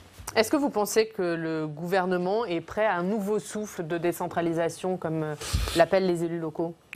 Je l'espère, je le souhaite, mais pour qu'il respire mieux et qu'il ait ce nouveau souffle, nous allons respirer avec lui et donc essayer d'inspirer d'abord les mesures d'une nouvelle génération de décentralisation pour expirer ensemble ensuite un très bon texte. Et une nouvelle génération. Qu'est-ce que concrètement vous entendez par cette nouvelle respiration? Est-ce que vous pouvez nous résumer? La subsidiarité, le principe. Ce qui se fait le mieux en proximité, faisons-le en proximité. Quel est le rôle de la commune et de l'intercommunalité? La proximité, le quotidien, des plans d'aménagement du territoire. Le département, son rôle social et territorial. Comment on le redéfinit? La dimension du médico-social. Est-ce qu'une partie de la santé ne doit pas être transférée au département? Sur la région, son rôle économique, son rôle par rapport à l'emploi. Est-ce que nous ne devons pas, par exemple sur la question de l'emploi, nous l'avions déjà abordé avec Manuel Valls, nous dire que l'emploi, ça peut être délégué pour partie aux régions. Voilà quelques-uns des sujets. Il y a aussi le sujet de la santé. Vous savez, la question de la santé, de la désert médical, ça vous saute au visage dans tous les territoires. Dans les territoires que vos journaux connaissent bien, c'est une réalité très très forte. Est-ce qu'on continue à avoir une gestion totalement centralisée de la question de la santé? Est-ce qu'il ne faut pas territorialiser une partie des politiques de santé pour avoir au plan national des garanties d'équité? Mais aujourd'hui, alors que tout est au plan national, c'est l'inéquité totale. Il y a 3 fois moins de médecins généralistes dans le département voisin de l'Eure, ou dans le Perche, ou chez vous dans le Cambrésis, qu'il n'y en a, par exemple, dans mon département des Yvelines. Est-ce que c'est ça l'égalité républicaine ? Allez, pour terminer, on va parler de votre parti, les Républicains. Christian Jacob en a pris la tête aujourd'hui. Comment vont les Républicains ? Plutôt pas mal. Et en tous les cas, nettement mieux. Il y a un dialogue, il y a un débat. Nous allons préparer un projet. Le sujet pour les Républicains, c'est de redéfinir leur projet, mais surtout pour toutes les formations politiques, de retrouver la confiance des citoyens. Et retrouver la confiance, c'est être en proximité avec eux, être attentif avec eux, mais aussi être clair. Nous sommes clairs sur la ligne politique des Républicains. C'est avec les familles du centre, c'était le sens des conventions. Dans quelques jours, je renverrai les travaux des conventions que j'ai conduits depuis le mois de juillet avec la société civile, avec les élus de la droite et du centre. Est-ce que vous pouvez nous en faire un premier bilan, en tout cas les grandes lignes de ce bilan ? Ah, ça méritera que vous me réinvitiez. Parce que 12 conventions, des heures, des piles d'échanges, ça ne peut pas être traité simplement, au fond, la verticalité. Si je devais le résumer, ce qui vient d'en haut, ça ne marche plus bien. Et il faut repartir de la verticalité. D'en bas, comme disait Seyès, la confiance vient d'en bas, l'autorité viendra d'en haut, et de surcroît. C'est-à-dire que la droite en a fini avec l'idée d'un grand chef qui s'impose à tous ? Non, le grand chef, entre guillemets, c'est l'élection présidentielle qui le désignera, parce qu'il deviendra, s'il est élu, le père de la nation. Mais je crois que c'est à partir des expériences locales, des élus du territoire, de cette trame, par exemple de 550 000 élus du territoire, qu'on peut rebâtir la confiance. Et rebâtir, ce qui me préoccupe le plus, c'est la cohésion du pays. J'assiste tellement à des replis des uns par rapport aux autres, à des fractures dans le pays. Il y a des parties de territoire, pas que ruraux, pas que les territoires ruraux, qui ont le sentiment de ne plus être dans la République, qu'entre métropolisation, financiarisation, ça, mondialisation, eux, ils n'existent plus. Ils se sont retrouvés fin 2018, pour un certain nombre d'entre eux, sur des ronds-points. Aujourd'hui, je les sens ne plus être en confiance. Et ils n'ont plus confiance qu'en un seul élu, c'est l'élu municipal et le maire. Et ça, c'est un vrai défi pour ceux qui ne sont plus élus municipaux. Alors justement, vous soulignez souvent la nécessité démocratique, c'est vos propos, de sortir d'un axe Emmanuel Macron-Marine Le Pen. Est-ce que vous avez l'impression que le chef de l'État parfois instrumentalise, appuie sur cette je ne sais pas, j'ai un souvenir de discours quelques jours avant les européennes, j'avais cru percevoir. Moi je pense qu'une démocratie, elle doit offrir des alternatives, et que ces alternatives, c'est pas entre d'un côté un démocrate réel et le président de la République, comme sa formation, c'est un parti totalement démocratique, le Rassemblement national dont je ne partage pas les valeurs. Sur les municipales, Julien ? Alors, évidemment, ça va vous intéresser particulièrement. Dans quelques mois, nous aborderons une autre bataille, celle des municipales. Vous allez vous impliquer comment dans cette campagne électorale ? Je vais m'impliquer avec les candidats qui souhaiteront que je m'implique. D'abord, l'élection municipale, c'est d'abord une élection locale, autour d'un projet, avec des équipes souvent composites. Je raconte toujours que ma première élection à Rambouillet, mon premier adjoint était plutôt radical de gauche, et ma deuxième adjointe s'appelait Christine Boutin. Vous voyez l'assemblage Chardonnay, Sauvignon, Syrah.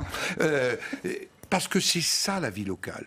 La vie locale, c'est la respiration en proximité autour d'un projet avec des citoyens. Il y a naturellement un certain nombre de villes où le choix est plus politique, mais il se fait quand même sur un projet, avec des équipes. Et nous voyons bien que les maires sortants, ceux de 2014, si on parlait, j'allais dire, en spécialiste des courses que je suis, ils ont une grande encolure d'avance sur les autres. Alors justement, vous parliez de cet ancrage territorial de ces élus locaux, c'est ce qu'il reste aux Républicains. Est-ce que du coup, pour vous, les municipales sont une question de survie pour votre Il ne reste pas que ça aux Républicains.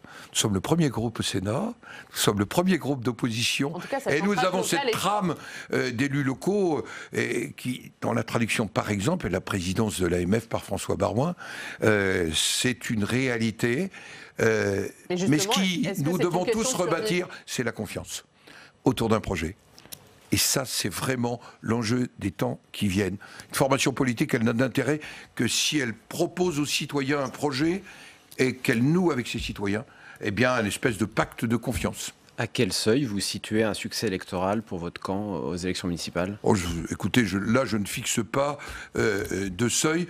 Je pense que nous serons dans un résultat qui se mesurera ensuite à l'élection du président des maires. Mais vous savez qu'on considère aujourd'hui que plus de 60% des élus, avec ou sans étiquette politique, sont assez proches des idées, des familles politiques, de la droite républicaine, du centre et du centre-gauche. Alors je vois, sur mon territoire, les élus LR qui repartent, avancent un peu masqués avec des listes citoyennes ou de rassemblement.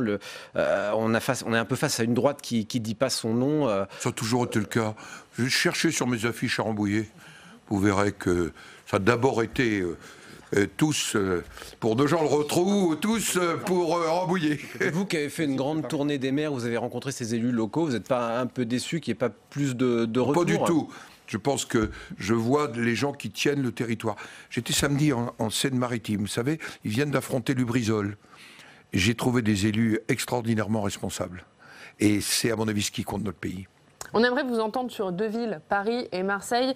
Paris, tout d'abord, vous prenez la défense des maires sortants à l'instant. Rachida Dati, elle envisage de présenter des candidats contre des maires LR sortants. C'est notamment le cas dans le 15e et dans le 17e. Qu'est-ce que vous en pensez? Rachida Dati a été choisie par la Commission nationale d'investiture. Elle est donc la candidate que je soutiens. Mais il y a aussi des maires sortants dans des arrondissements, des maires sortants qui appartiennent ou sont proches de notre famille politique, qui ont bien travaillé. Et je pense et je soutiens, nous aurons bientôt une commission nationale d'investiture pour eux, et je soutiendrai cette position. Marseille, on a fait un choix.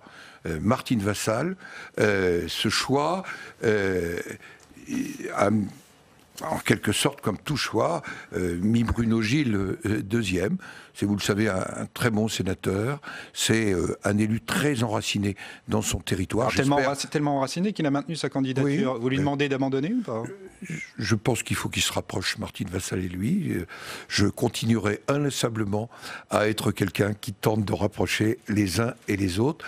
On a deux candidats, deux personnalités, deux élus de très grande qualité. J'aimerais bien que leur énergie se conjugue pour Marseille et pour la métropole. Mais il a quitté les Républicains. Est-ce que vous avez encore un espoir qu'il y ait une candidature commune? Écoutez, il y a ceux qui quittent mais qui restent si proches de la famille qu'on peut toujours leur parler. Il en fait partie. Il commence à être nombreux à l'extérieur de la famille. Non, il y a plutôt... La famille va nettement mieux, je vous le dis. Elle est surtout, aujourd'hui, très ouverte et accueillante. Ça, nous le devons à Christian Jacob. Et je dois dire que je m'y sens bien. J'y étais resté, mais aujourd'hui, je m'y sens très bien. Merci beaucoup. Merci Gérard Larcher d'avoir été avec nous. Merci Monsieur le Président du Sénat. Merci Sébastien. Merci Julien. À vous. On va tout de suite passer au Club des Territoires. La Mutuelle nationale territoriale, la mutuelle des agents des services publics locaux, vous présente le Club des Territoires. NJ, acteur engagé dans la transition zéro carbone des régions, vous présente le Club des Territoires.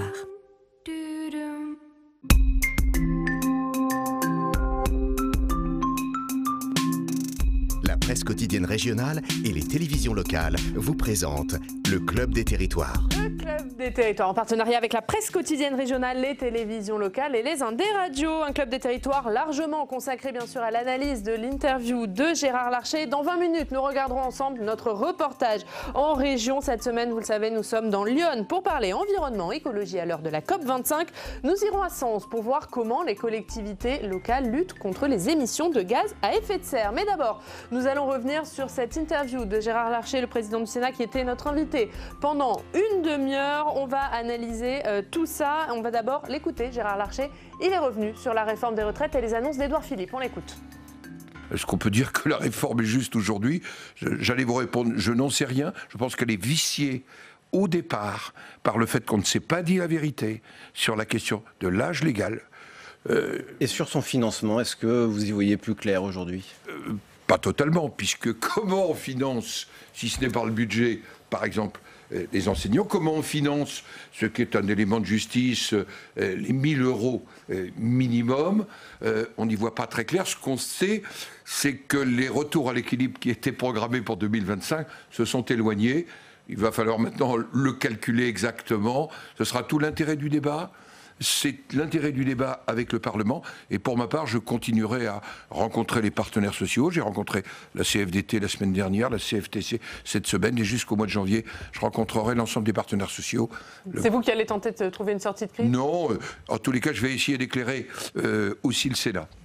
Juste sur cette question de l'âge d'équilibre, hein, qu'on soit clair, pour vous, il n'aurait pas fallu le maintenir dans la réforme annoncée hier? Attendez, il y a un âge légal de départ à la retraite. Il faut affronter ce sujet. Et on a fait croire au nom de l'engagement du président de la République qu'on ne toucherait pas aux 62 ans. Mais le malus, c'est terrible. C'est une diminution du pouvoir d'achat demain des retraités et de leurs revenus. Ça, c'est un sujet d'injustice. La justice, c'est de dire la vérité aux gens. Donc il aurait mieux fallu reporter clairement l'âge de départ plutôt que de mettre un âge d'équilibre avec un malus, c'est ça? Bien sûr. Mais à quel étiage? 64, 65? Écoutez, nous avions une addition, parce que n'oublions pas que c'est nos familles politiques de la droite et du centre qui ont fait les réformes des retraites, auxquelles s'est ajoutée la réforme Touraine, qui prévoyait, sans changer l'âge légal, en fait un glissement. Mais c'était déjà là une forme d'hypocrisie. La réalité à regarder en face, c'est l'âge de départ. Voilà pour cette interview de Gérard Larcher. Bonjour, merci d'être avec nous, Caroline Vigoureux, Thierry Dupont. On va revenir bien sûr longuement sur cette interview. Il a réagi à la réforme des retraites, aux annonces d'Édouard Philippe. Il ne l'avait pas fait encore, le président du Sénat. Et il a dit en quelque sorte qu'Édouard Philippe payait ses mensonges, son manque de clarté sur cette réforme, Caroline Vigoureux. Oui, ce qui est intéressant, c'est de voir qu'en fait Gérard Larcher dénonce plus la méthode que le fond. Il parle notamment, je crois, de réformes viciées parce qu'effectivement le Premier ministre n'aurait pas dit la vérité dès le début. Finalement, ce qu'il reproche au gouvernement, c'est son attitude vis-à-vis des syndicats, peut-être parfois son mépris ou son indifférence à leur égard. Mais ce qui va être intéressant à suivre, c'est la réaction de la droite qui est quand même pour la réforme, en tout cas pour son principe, pour celui de la suppression des régimes spéciaux, mais qui dénonce la méthode. Donc c'est un discours un peu subtil, à voir s'il sera audible par l'ensemble des Français. Thierry Dupont. En clair, la droite, elle voudrait aller plus loin. Elle voudrait qu'on recule l'âge légal de départ à la retraite. Elle voudrait le faire passer à 64 ans, voire 65 ans, selon les personnalités. Gérard Larcher, il est totalement sur cette ligne-là. Et en fait, ce qu'il dit, c'est que lui, il a des entretiens avec, par exemple, Laurent Berger, le patron de la CFDT, et qu'il ne cache pas ce qu'il veut. Et qu'à partir de là, le dialogue peut être franc et direct. Et ce qu'il dit en creux, c'est qu'en fait, le gouvernement, lui, n'a pas dit la vérité, par exemple, à Laurent Berger, et que Gérard Larcher vante toujours sa méthode, hein, les discussions en bilatéral. C'est-à-dire qu'il faut bien connaître ses interlocuteurs, il faut traiter ses interlocuteurs correctement.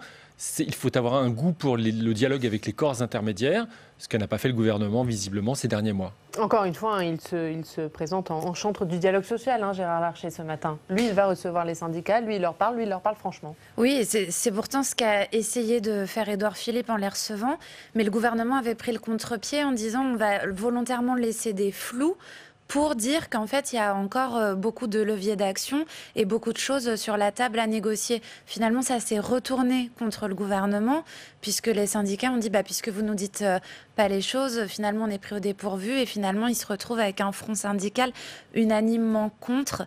Et c'est vrai que Gérard Larcher a une habitude de dialogue avec les syndicats, et c'est quelque chose qu'il reproche au gouvernement depuis le début du quinquennat, comme il reproche au gouvernement son manque de considération pour les élus locaux, son manque de dialogue tout court avec les corps intermédiaires. Alors quand Gérard Larcher nous dit qu'il aurait fallu être plus clair, il aurait fallu dire qu'on repoussait cet âge légal de départ à la retraite. Est-ce que vous pensez que ça peut être audible aujourd'hui dans l'opinion et auprès des syndicats?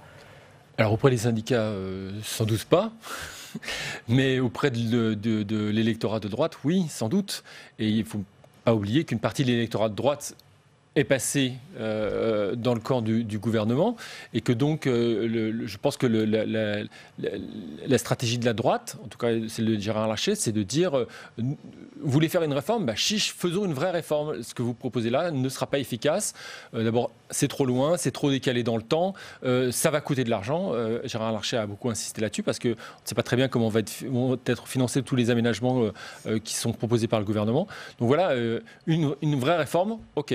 Allons-y. Un mot sur ce qu'il a dit, Caroline Vigoureux. Il a dit qu'il y aurait un débat au Parlement la première semaine de janvier, que ça a été acté hier en conférence des présidents. Oui, ça sera intéressant à suivre parce que à droite, il y a les Républicains du Sénat et les Républicains de l'Assemblée. Sur tous les textes, quasiment, ils ont quand même des lignes assez différentes. Si on voulait schématiser, on pourrait dire que les Républicains à l'Assemblée sont sur une ligne peut-être plus dure, en tout cas moins consensuelle, que les Républicains du Sénat. Et tout l'enjeu maintenant, après l'étape du Conseil des ministres, sera le débat au Parlement. Après celui de janvier, le réel débat parlementaire en février.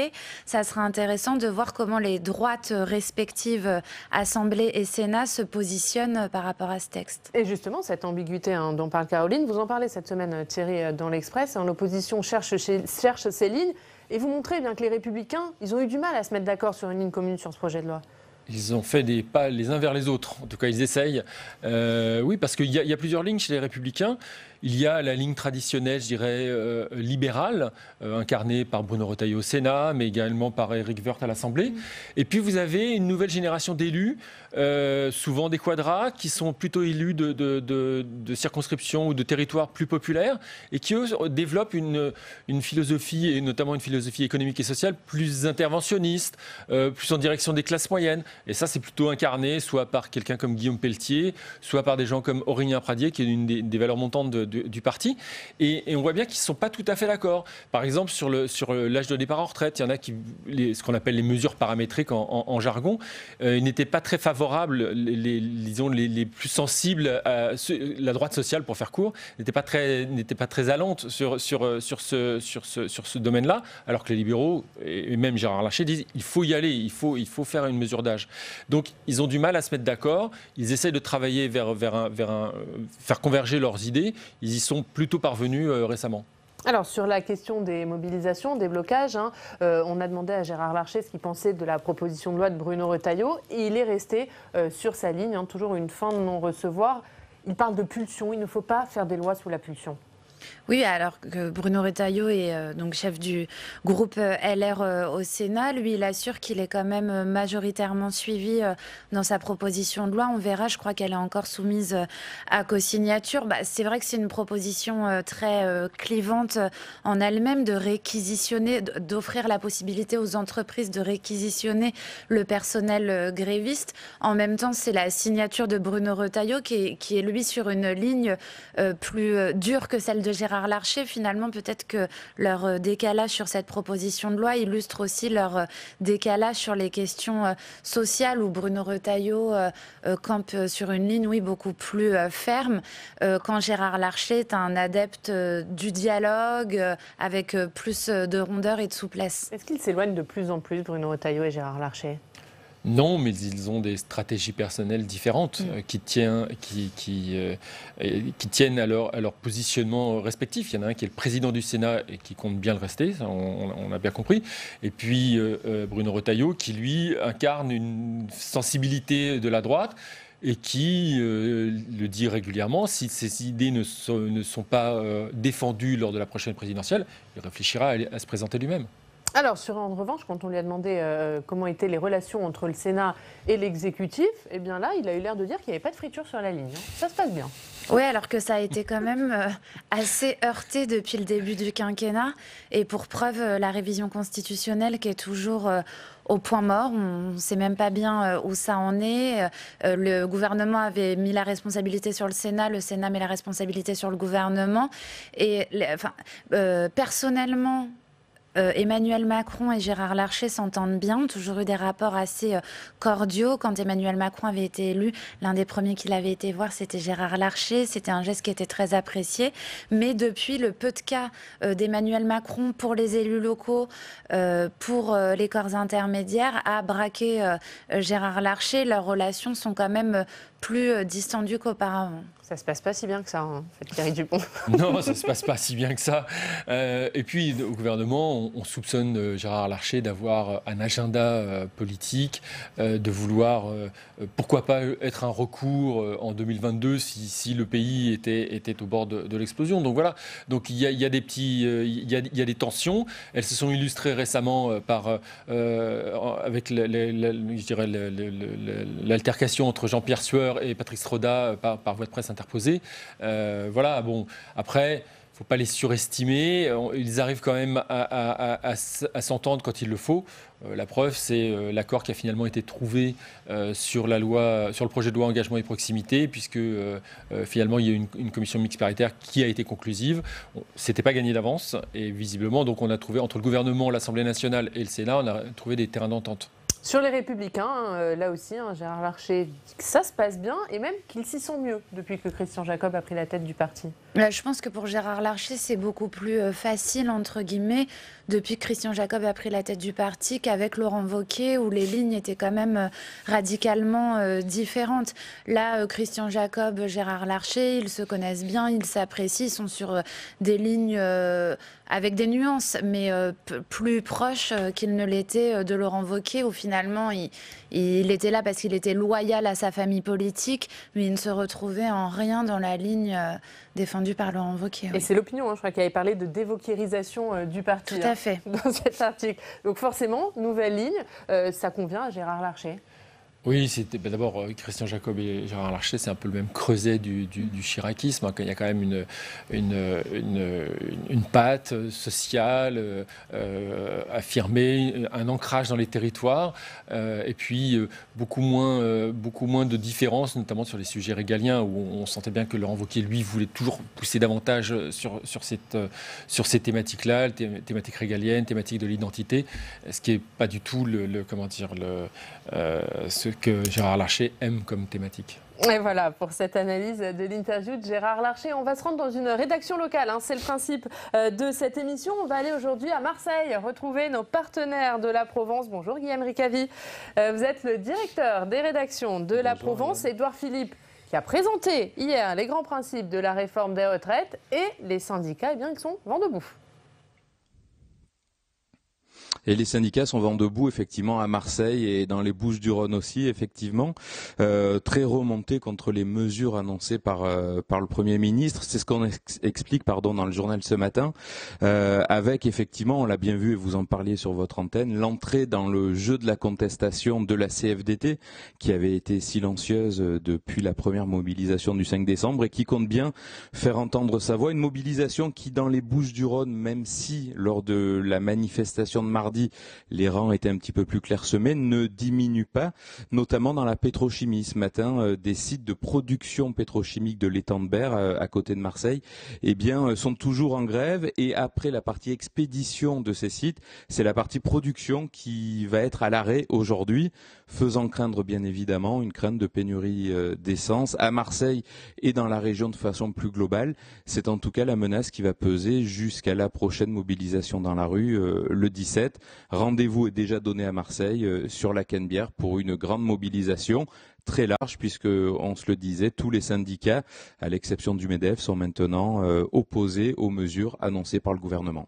Voilà, et c'est donc à lire dans la Provence. Autre sujet à lire aujourd'hui dans votre journal, Guillaume, ça parle de déchets, de tri. Et on apprend que la région Sud Provence-Alpes-Côte d'Azur est à la traîne, selon les derniers chiffres présentés hier, et que seuls les habitants des Hautes-Alpes sont des bons élèves. Ouais, c'est un peu ça, effectivement, Oriane. Si on regarde les chiffres présentés par Citeo, qui est un organisme spécialisé dans la collecte des déchets, dans la région PACA, les habitants, par habitant en tout cas, on collecte chaque année un petit peu plus de 50 kilos de déchets. On trie, un peu plus de 50 kilos de déchets. Alors vous allez me dire, c'est plutôt pas mal, 50 kilos de déchets. Mais si on regarde avec la moyenne nationale, on est un petit peu loin, puisqu'on est à 70 kilos de déchets traités par an et par habitant. Si on regarde plus dans le détail la structure structuration de cette collecte de déchets dans la région Provence-Alpes-Côte d'Azur, eh bien, on se rend compte que les Alpes de Haute-Provence sont plutôt bon élève avec 58 kilos de déchets traités. Les Hautes-Alpes, la région de Gap notamment, avec plus de 88 kilos de déchets traités, c'est plutôt pas mal. Et puis, mauvais élèves, très mauvais élèves, les Bouches-du-Rhône, 35 kilos de déchets traités par an. Je vous le disais, c'est un petit peu moins de la moitié de la moyenne nationale en matière de déchets. Donc il y a beaucoup de progrès à faire en la matière. Notamment, ça passe par de la pédagogie, ça on s'en doute. Et puis Citeo nous explique qu'il y a aussi nécessité de moderniser les méthodes de collecte, de les moderniser, puis également de les simplifier pour rendre ce geste évident à tous les habitants des Bouches-du-Rhône et notamment de Marseille. Voilà, carton rouge pour les Bouches-du-Rhône. Merci beaucoup Guillaume Ricavi d'avoir été avec nous. On va revoir votre une avec cette photo d'Édouard Philippe. Réforme des retraites, ce qui respire, ce qui enrage. Merci Guillaume, on vous retrouve bien sûr la semaine prochaine. Et c'est maintenant l'heure de notre reportage en région. On va à votre rencontre parce que l'actualité, ça se passe chez vous.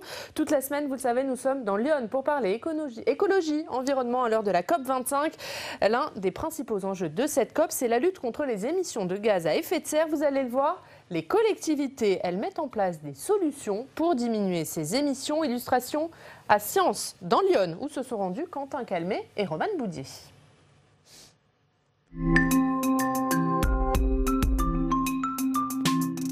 Depuis la COP21, on le voit, les citoyens demandent de plus en plus des actions concrètes dans la lutte contre le réchauffement climatique.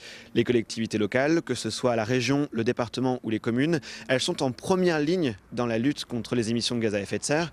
On va en parler avec les élus locaux de la communauté d'agglomération de Sens. Bonjour Charles Moreau. Bonjour. Vous êtes l'un des vice-présidents de la communauté d'agglo de Sens. Exactement. On est où ici? Nous sommes sur le site de la chaufferie. On va voir? On va voir. C'est parti.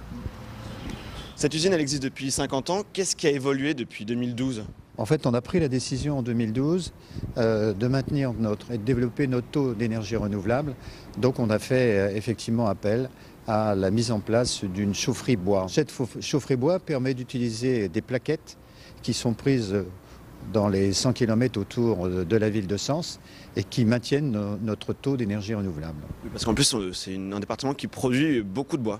Effectivement, on parle beaucoup des forêts du Morvan que vous avez visitées dernièrement. Et effectivement, ça nous permet aussi de récupérer cette énergie-là. Oui. On va voir le réseau? On va voir.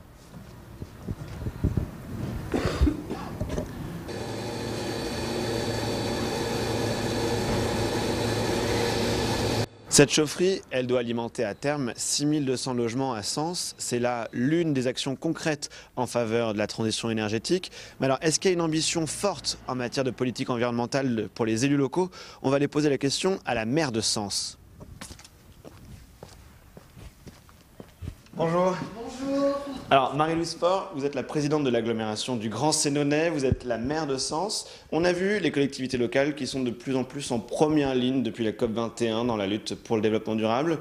Vous diriez qu'il y a eu une prise de conscience forte ici aussi à Sens? Je pense que chacun a pris conscience au niveau national, international, et ils sont sensibles, enfin les concitoyens sont sensibles à tout ce que nous pouvons faire à notre niveau de compétences en direction de cette sauvegarde, peut-être pas du climat, mais de cette écologie de vie quotidienne. Nous veillons à faire en sorte que toutes nos décisions soient cohérentes. C'est-à-dire qu'on essaie de ne pas suivre les modes particulièrement.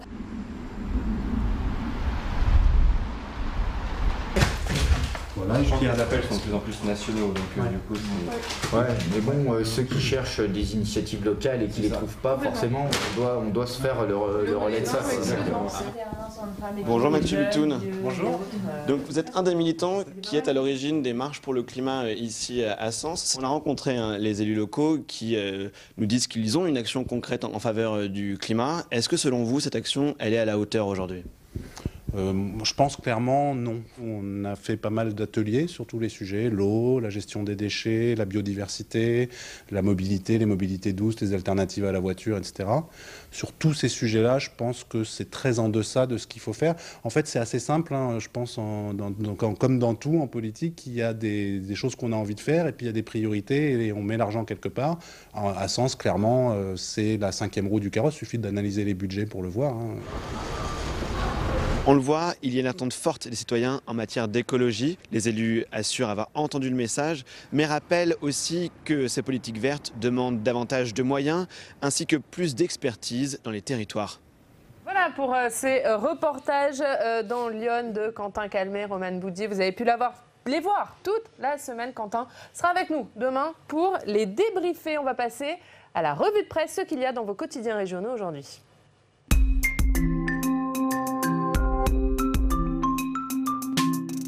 Rebonjour Steve. Rebonjour. Et à la une de la presse ce matin, évidemment, les annonces d'Édouard Philippe. C'est un véritable Big Bang selon l'Est éclair. Fin des régimes spéciaux, âge d'équilibre à 64 ans. Entrée dans le nouveau système à partir de la génération née en 1975. Le quotidien Au Bois revient sur le projet de l'exécutif. Un projet, on le sait, rejeté à l'unanimité par les syndicats, Oriane. La une de la presse de la Manche. Elle revient aussi sur les annonces. La presse de la Manche qui n'hésite pas à faire ce jeu de mots. Le gouvernement qui ne bat pas en retraite. Malgré la mobilisation sociale, malgré le soutien des Français à cette mobilisation, l'exécutif ne recule pas. On notera là encore cette photo d'Édouard Philippe. Édouard Philippe qui semble pointer quelqu'un ou quelque chose du doigt. La presse de la Manche qui insiste aussi sur la réaction de la CFDT aux annonces et l'appel à la mobilisation lancé par Laurent Berger la semaine prochaine. À la une de l'Union, le front du refus. Oui, alors à la une de l'Union, ce front du refus, c'est l'Union qui revient sur la colère de la CFDT et qui prévoit un durcissement de la contestation dans les jours qui viennent. Ici, on trouve une photo d'Édouard Philippe, le visage plutôt fermé, le regard vers l'horizon. On y devine un Premier ministre bien déterminé à affronter justement ce front du refus, Oriane. Et puis on va terminer avec la République des Pyrénées, la décision d'Emmanuel Macron cette nuit qui a rendu cette une caduque. Ouais, je vais vous parler des coulisses de la non-venue d'Emmanuel Macron à Pau. Le président devait se rendre dans la ville lundi et mardi. Il devait y rencontrer les dirigeants des 5 pays du Sahel, le fameux G5 Sahel, mais l'information est tombée dans la nuit. Ce rendez-vous n'aura pas lieu, en tout cas pas tout de suite. En raison de l'attaque djihadiste de mardi au Niger, Emmanuel Macron a décidé de reporter le sommet. Il devrait avoir lieu au début de l'année prochaine. Merci beaucoup Steve. On va regarder vos unes. La une de l'Opinion, Caroline, retraite. Philippe engage l'épreuve de force. Oui, avec un Premier ministre déguisé en Père Noël sur le dessin de notre dessinateur CAC. Et l'idée, c'était de raconter comment il a à la fois braqué les oppositions et les syndicats en déterminant un âge pivot de 64 ans, alors même que Matignon avait voulu faire des cadeaux, justement, d'où le Père Noël. On va lire ce qu'il dit quand même sur ce dessin. Ah ben zut, j'ai tout distribué, c'est ballot. Voilà. Voilà. Chouette dessin à la une de l'Opinion. Les retraites, c'est aussi à la une de l'Express. Retraite, les dessous de la réforme. Oui, on est revenu sur les mois et les semaines qui ont précédé les annonces d'Édouard Philippe. On s'est intéressé à l'élaboration de la genèse de cette réforme. Et puis... En une minute, un petit papier. Le papier politique sur les bébés Chirac, fils de Chirac, frère de Barouin. Oui, c'est un très bon papier d'Éric Mandonès sur ce club des 5. C'est l'histoire d'une bande de potes qui se sont rencontrés dans les années 90, qui étaient des soutiens de Jacques Chirac, au moment où ce n'était pas gagné d'avance qu'il devienne président de la République, et qui ont grandi. Parmi eux, il y a François Barouin, naturellement, et qu'aujourd'hui, ils sont tous plus ou moins arrivés en responsabilité, puisqu'il y a Christian Jacob, qui préside les Républicains. Vous avez Renaud Muselier qui préside la région sud, ex-PACA. Et les régions de France. Et les régions de France. Et donc voilà, ils sont toujours restés amis. Et aujourd'hui, ils se demandent, ils ont perdu leur grand homme pour qu'ils étaient prêts. Leur blague, c'était si on te demandait de te faire couper en deux, et ils disaient bah oui, mais dans quel sens? Voilà, on terminera sur cette blague. Merci beaucoup. Merci Caroline Dugourou, Thierry Dupont d'avoir été avec nous ce matin. Fin de cette émission. On se retrouve demain. L'invité politique, ce sera Cédric Villani, député La République En Marche de l'Essonne, candidat à la mairie de Paris. On vous attend donc demain. On vous souhaite une très bonne journée sur Public Sénat. La presse quotidienne régionale et les télévisions locales vous ont présenté le Club des Territoires.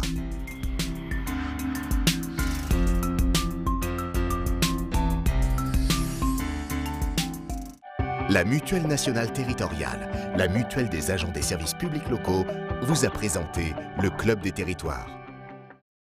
NJ, acteur engagé dans la transition zéro carbone des régions, vous a présenté le Club des Territoires.